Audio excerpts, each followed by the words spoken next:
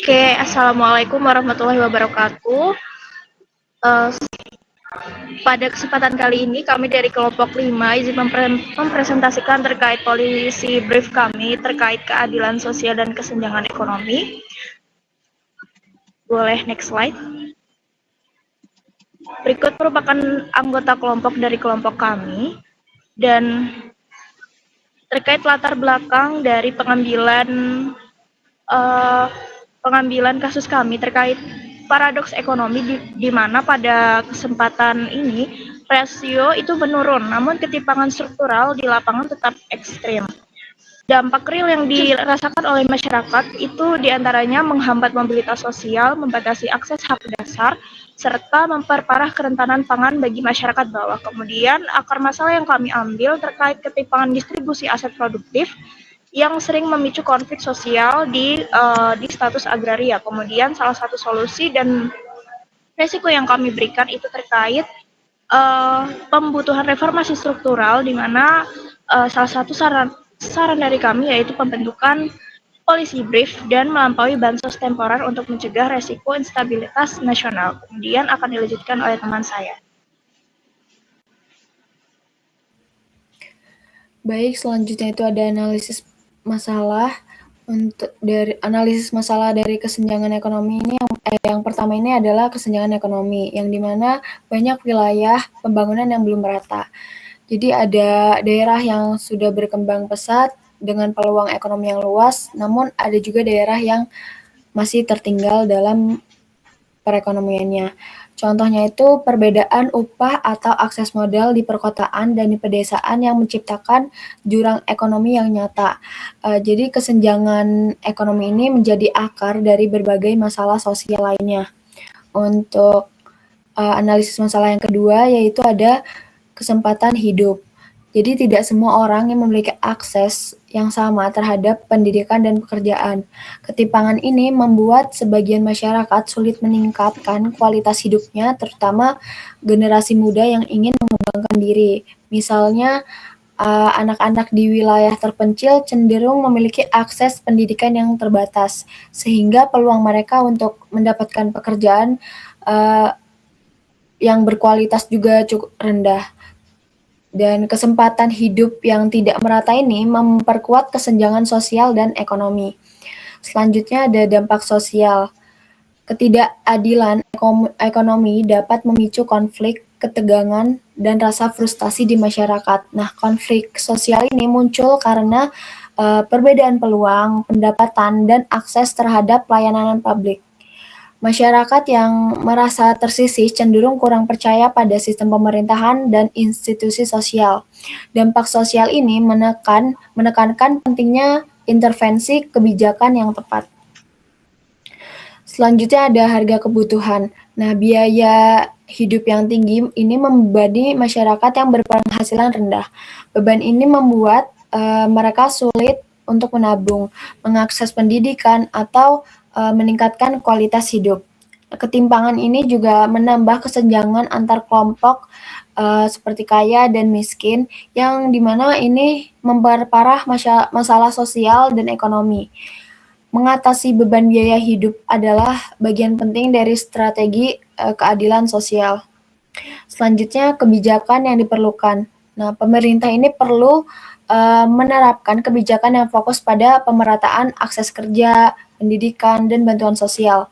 Program sosial yang tepat sasaran ini bisa membantu masyarakat yang kurang mampu untuk memenuhi kebutuhan dasar sekaligus membuka peluang untuk meningkatkan ekonomi kerja mereka. Contohnya itu seperti beasiswa pendidikan, pelatihan kerja, subsidi pangan, dan program pemberdayaan ekonomi sosial. Jadi kesimpulannya dengan kebijakan yang tepat kita bisa mengurangi kesenjangan ekonomi ini dan meningkatkan keadilan sosial secara menyeluruh.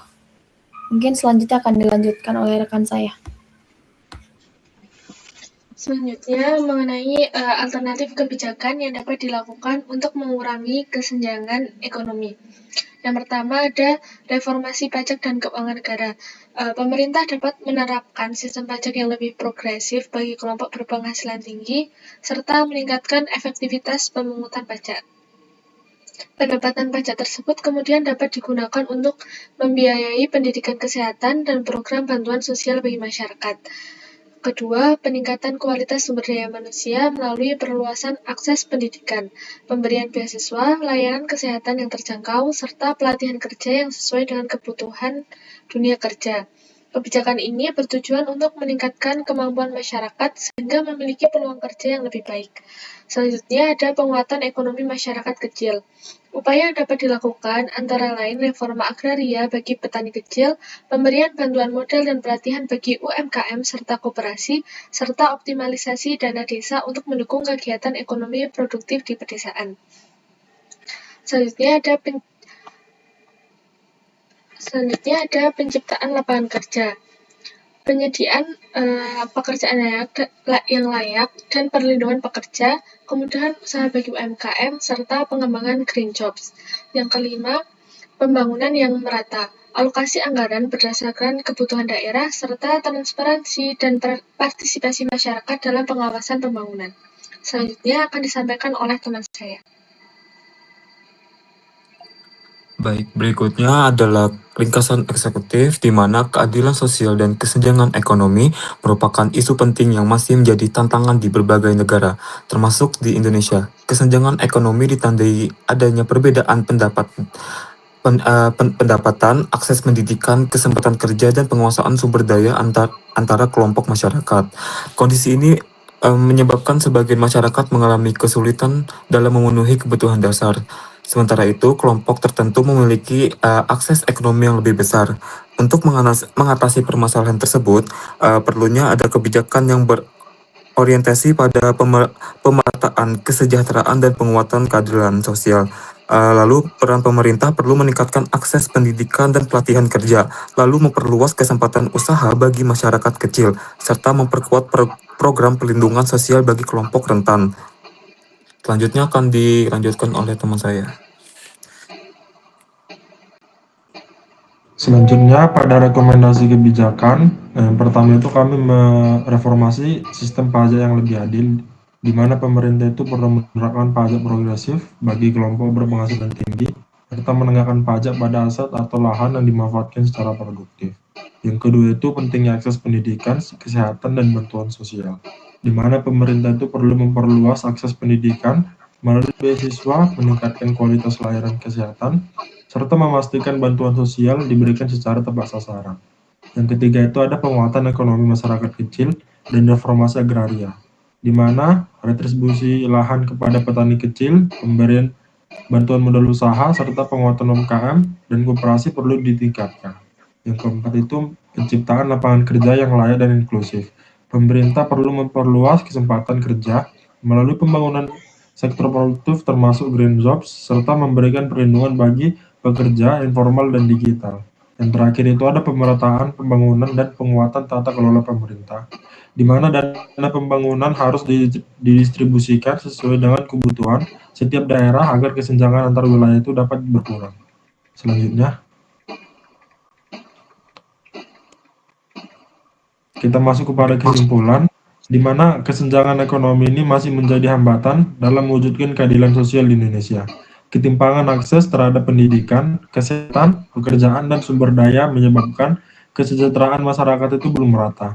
Oleh karena itu, diperlukannya kebijakan yang berfokus pada pemerataan kesejahteraan, penguatan ekonomi masyarakat kecil, serta pembangunan inklusif agar tercipta masyarakat yang lebih adil dan sejahtera.